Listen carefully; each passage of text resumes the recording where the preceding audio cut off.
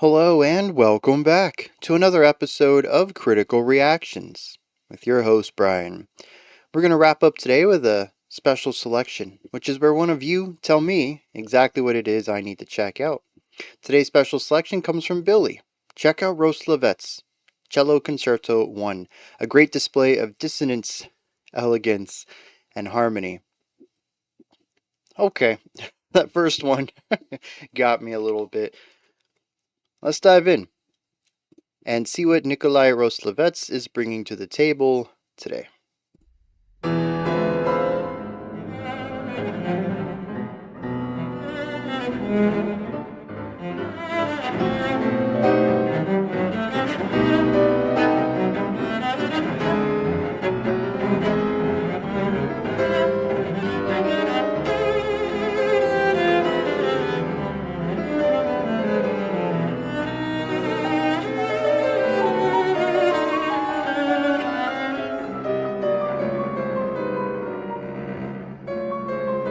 The half-step descents on the piano, like slipping into a dangerous dream-like area.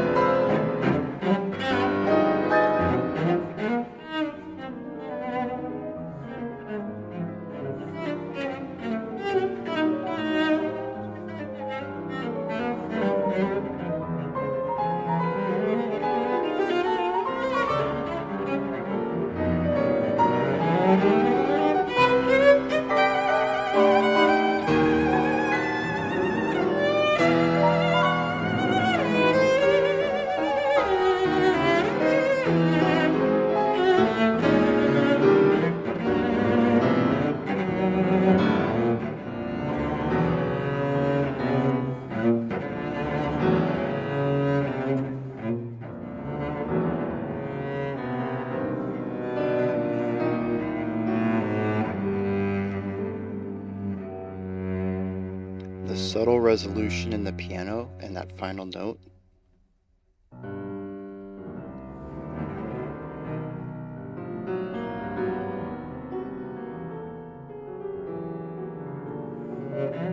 Once again, the piano kind of pushing towards an ambiguous harmonic palette.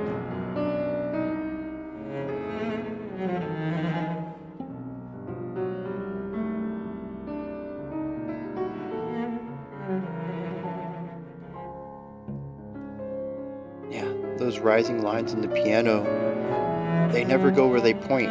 It seems like it just keeps escalating in tension rather than finding a point of resolution at all.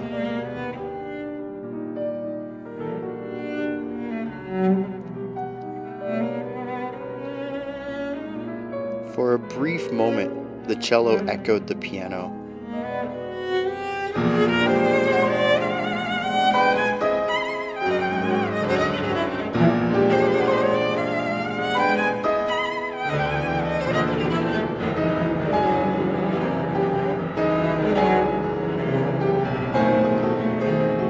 We don't just have opposing harmonic structure in here either. There's opposing rhythmic structure too. Even sometimes feels like the piano and cello are in slightly different tempos.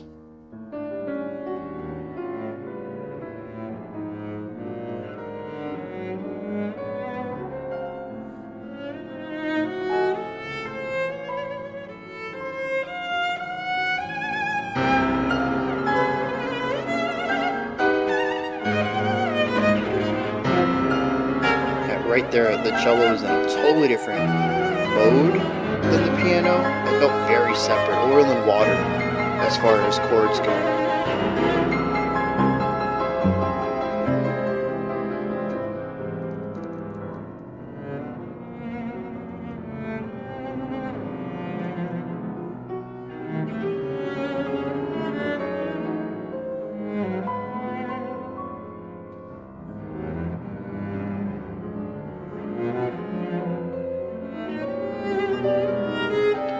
A lot of places like that where it gets really quiet and sort of aimless. It feels like rumination.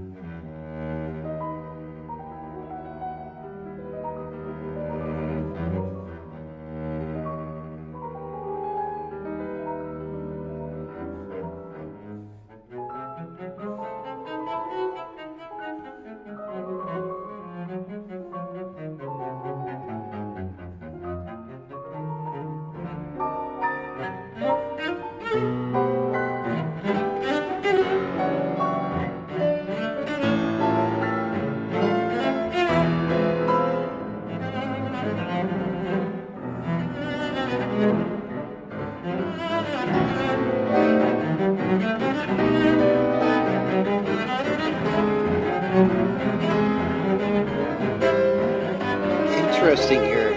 Even the playing is becoming a bit sonically rougher from the cello.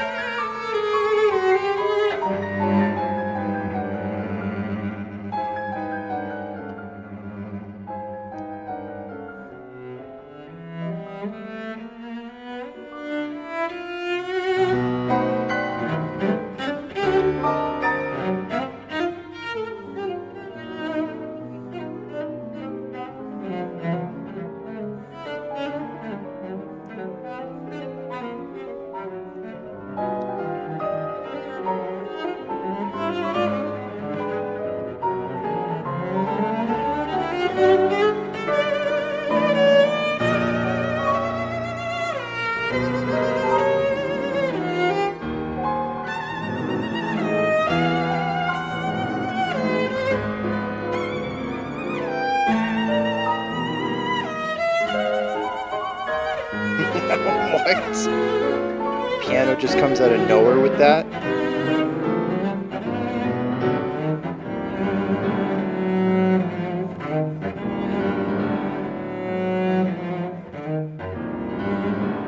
That rhythmic idea shows up often. Da da da da.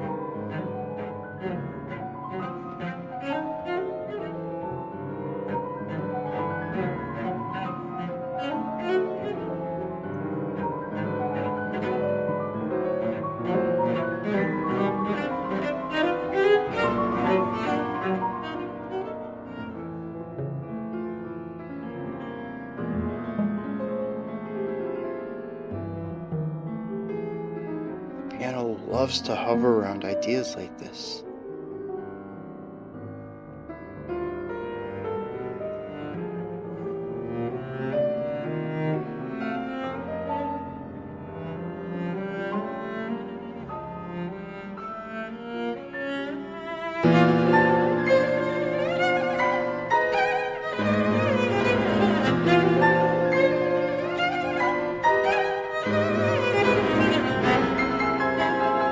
Opposing movement too. This isn't the first time that's happened.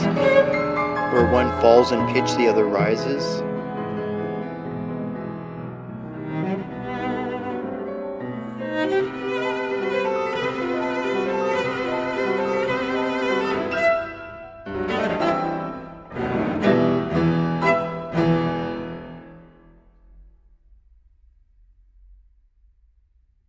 All right.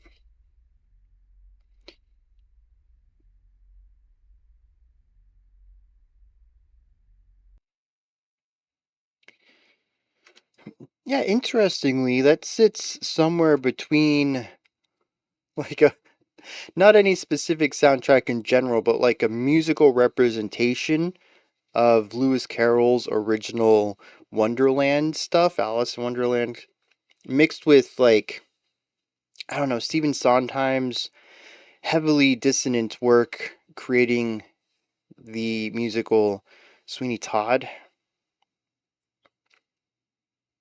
It fits somewhere in there where it's very dreamlike but very intense.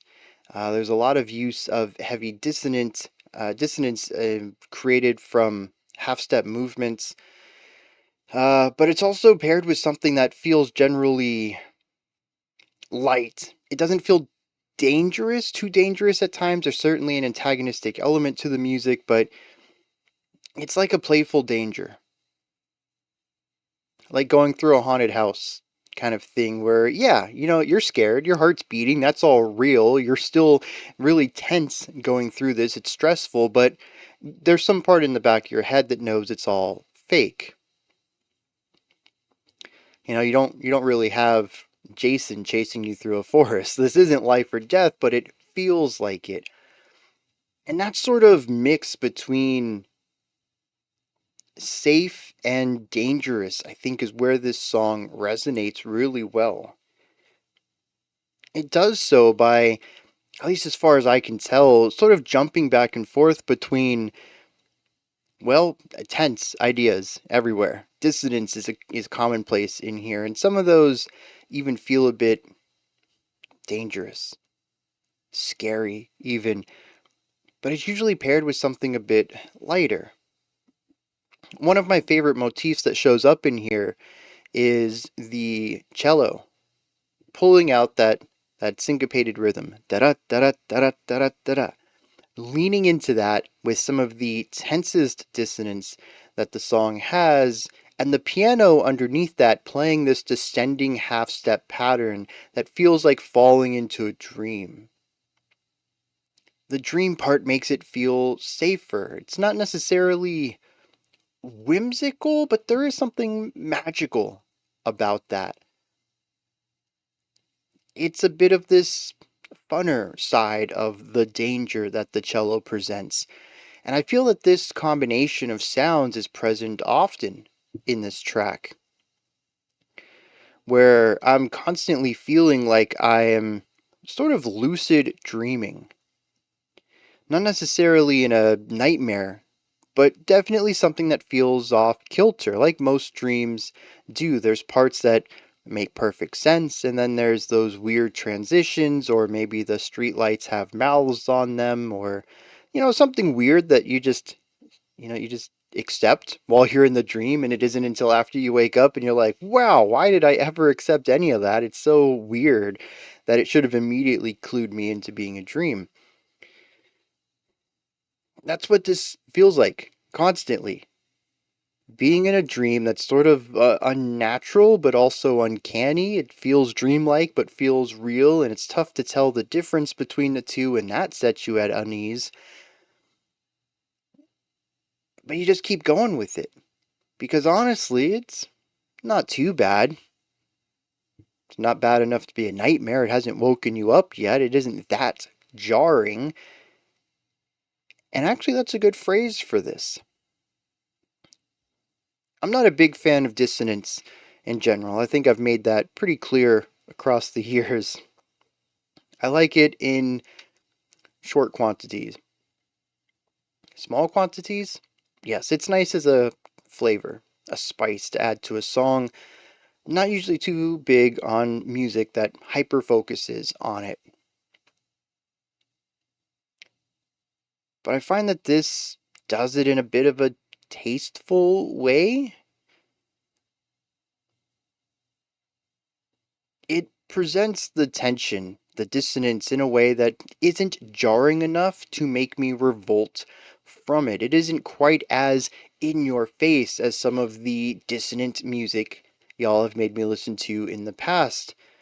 It isn't quite on the same level of, I think the song was called Witchcraft, but I could be wrong on that. The artist was Zaya Arrows. It's one of the few microtonal things that have ever really worked for me. A bit of dissonance thrown in there, sure, it is microtonality at the end of the day, which is going to sound clashy to somebody who has primarily listened to 12-tone music all of their life. But it does so in a beautiful way. This doesn't quite reach those areas of positive dissonance, but it's certainly not any of the microtonal metal y'all have made me listen to, or the avant-garde jazz, or anything like that. It's a tasteful type of dissonance. And I wish I could give more information. Why does this work for me? What is it about these specific note intervals, the chords used that work? I don't know.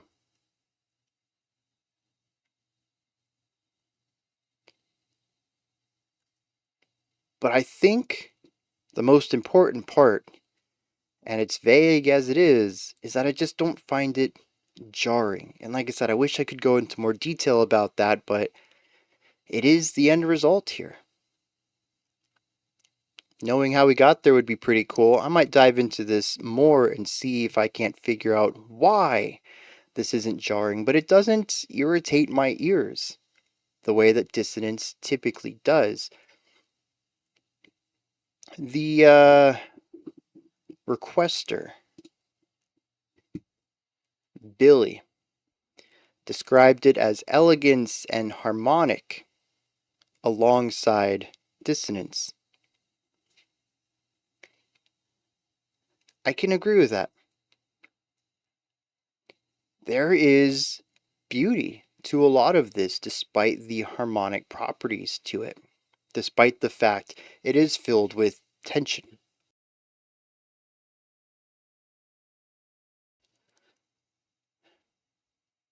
And I think a lot of this comes from the pairing I was talking about earlier.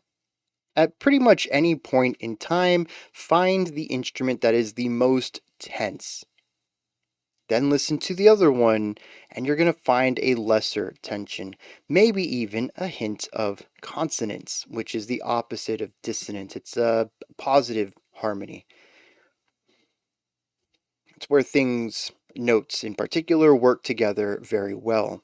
Dissonance is where notes, or I guess more specifically, the sound waves do a lot of clashing, and it creates extra tones and warbling of the combined sound. And I'm not like a scientist. Like, I know like the general properties of sound waves and how it relates to music.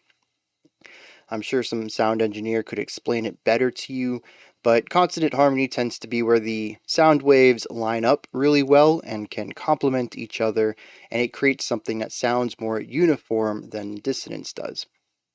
At the end of the day, it's just textures. I'm just more used to consonant textures than dissonant ones. But you will find a balancing. And I think that has a lot to do with sort of the tasteful way of introducing dissonance in here. Like I mentioned, when we had the super tense uh, cello stuff, underneath it, this was something that popped up 2 or 3 times, was that descending dreamlike half-step falling idea on the piano. It's chromatic. Sure, we're introducing pretty much every note in the 12-tone scale, but it's not dissonant. And so we're pairing something hyper dissonant with something, I'd say, generally neutral. Chromatic is an interesting mode to be in, but I think right here I'd call it neutral as far as consonance versus dissonance, but it's still a balancing factor to it. It gives the song a bit of, what would you call it? A gravity. It never allows itself to deviate too far into that darkness, into that tension. It withholds it, restrains it. Maybe might be a way to visualize that. Speaking of the chromatic descent, though, this is something I find wild about this track, is that I find it very difficult to place emotionally, aside from just, there's tension, right? And there's these dreamlike descents. So a lot of the song feels very dreamlike and slightly antagonistic to me. But like, what's their chords? What is our chord progression? What kind of emotion does that make me feel? I don't know. Because these chords are ridiculously vague, and I think even at most times completely unresolved. I'd mentioned at one point during the first minute or two that the piano was just continuing to rise in pitch, but it never really went where I expected it to. We rose a couple of times in tension. It kind of set up an idea of what kind of chord we might be playing with, and then it totally deviates from that. Maybe it moves to a new chord. Maybe the progression makes sense if I could see it, but only getting one note at a time and listening to this constant rise without any sort of return back to a home, or even a discernible third or fifth, something to give me a sort of uh, landmark of what chord we might be in. It just constantly feels like it goes in its own direction, randomly almost.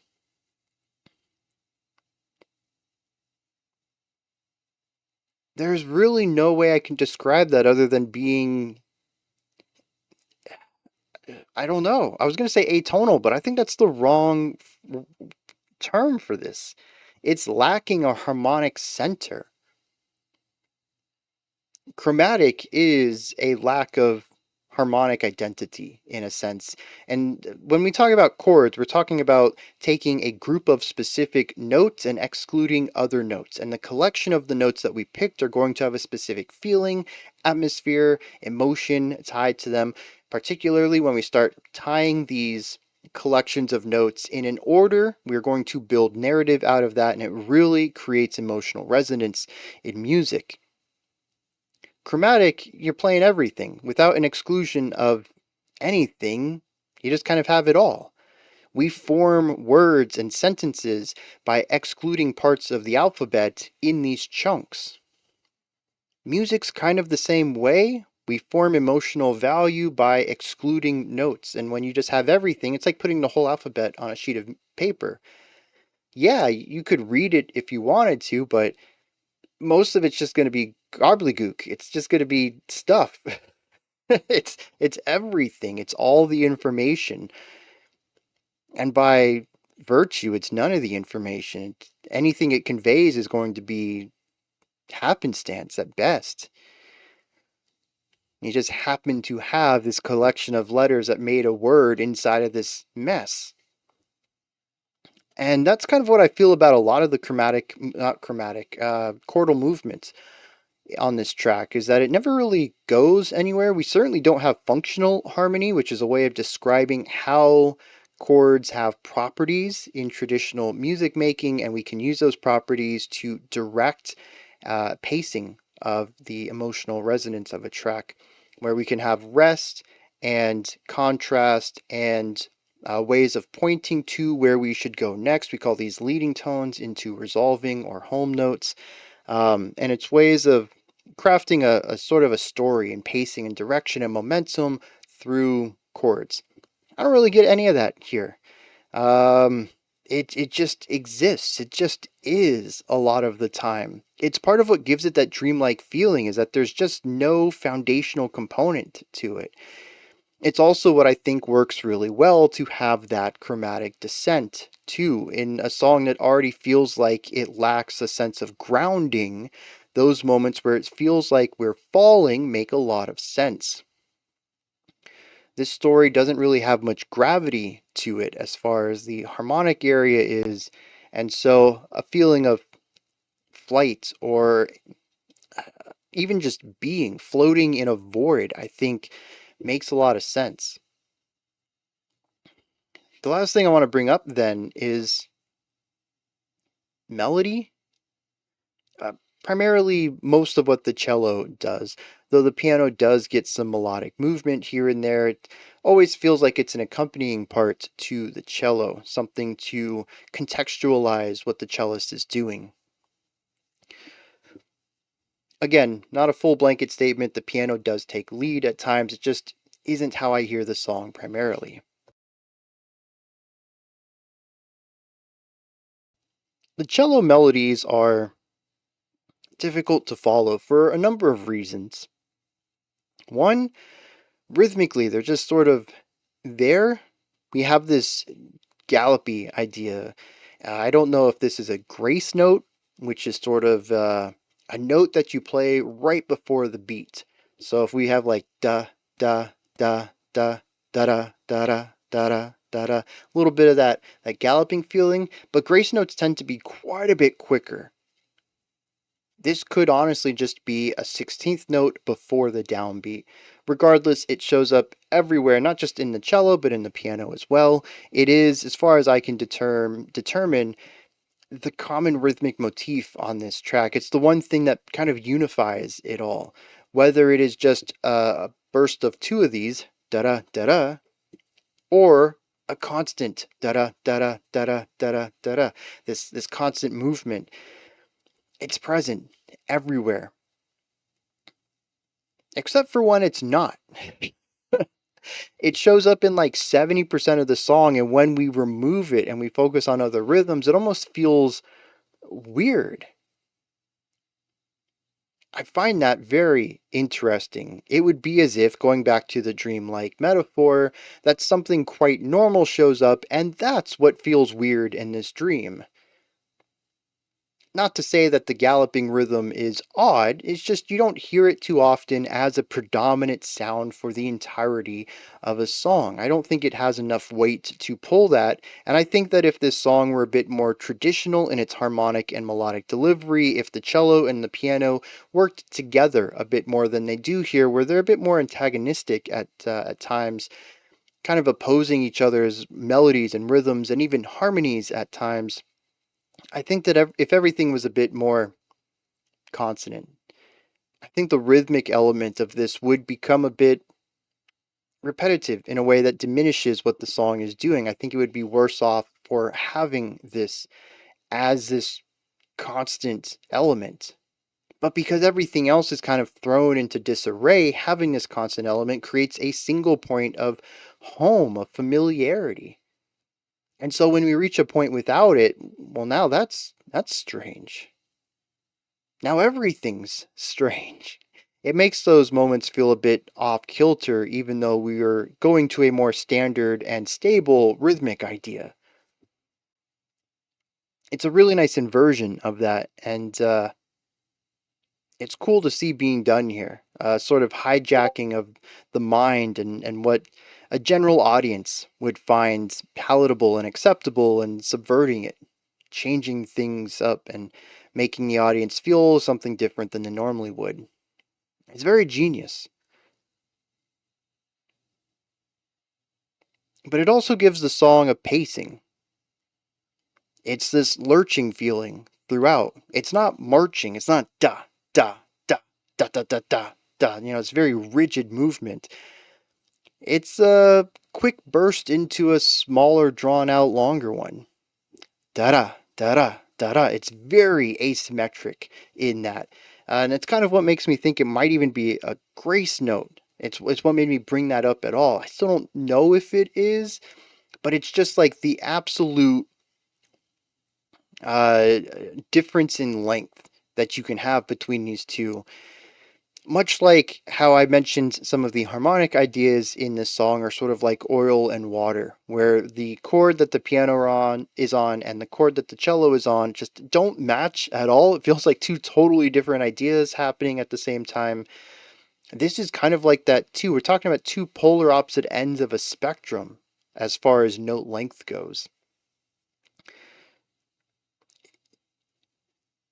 It creates this, like I said, lurchiness, this rhythmic element. It's not arrhythmic at all. Once you get into the pulse of this, it feels very natural, but it's also, you rush into a note and then you take your time, but then you rush into a note and you take your time. It's this push and pull going on that once you kind of view it from that perspective, it feels very unnatural, very jerky even at times. It adds, I think, a little bit to the dreamscape element of the song, where it works, especially after you start getting into it, but it certainly is not something that I think would work all of the time. It's a little too unnatural of a rhythmic idea to focus a song so heavily on. And, like I mentioned earlier, once again, it still works. Like everything else in this song, there's so much of it that's designed to make the song feel more off kilter, more unbalanced. And in the end, it all works together to create something that matches a specific vibe and idea. As many different ideas, as many different recurring motifs are in here, as wild as the harmonic structure is, the rhythmic idea, the melodies are the clashing and sometimes working together of these two instruments. It's sort of all over the place, and as far as I can tell, it honestly shouldn't work, but it does. Everything is added just up to a threshold where it isn't jarring. And at least for me, as an audience, I'm willing to accept it with all of its oddities because nothing of it pulls me out of the experience. And so I just accept it for what it is. I don't know what that is yet. but I'm not, none of my experience with it is disrupted at all. And to me, bringing it back, that's like the perfect description of existing in a dream, especially one a bit more lucidly. Just kind of accepting all the weird stuff up until something becomes too jarring to wake you up. And if it never does, you just keep existing in the dream. And up until the song ends, I just kept enjoying what it was doing. Those are my thoughts. Nikolai Roslavets, Cello. Oh, wait. Cello Sonata. Cello Sonata No. 1. For some reason, I think I read Cello Concerto earlier. I don't know what it is anymore, but it's one of those two. It's a cello performance.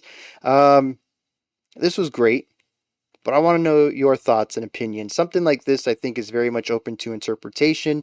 Maybe you do agree with me. Maybe you didn't have an idea of your own when it ended, but you agree with what a lot of what I said. But maybe you have a totally different take on this. Maybe it sent you in a very different direction. Maybe you actively disagree with my experience and interpretation of things. Please put all of that and anything else you want to discuss, any other opinions or thoughts you have, down into the comments section. Above that, in the description box, you'll find a link to Linktree. Takes you here. You can find links to my music, ways to support the channel, a link to the Discord server, and so much more. Above that, if you could, like, subscribe, and ring the bell. I greatly appreciate all three of those. That wraps it up for today, but I'll be back tomorrow, 5 p.m. Eastern Standard Time, 10 p.m. UTC as usual. Until next time, remember to be critical, not cynical, of the music you listen to, and have a fantastic morning, afternoon, or evening, whenever you choose to watch my videos.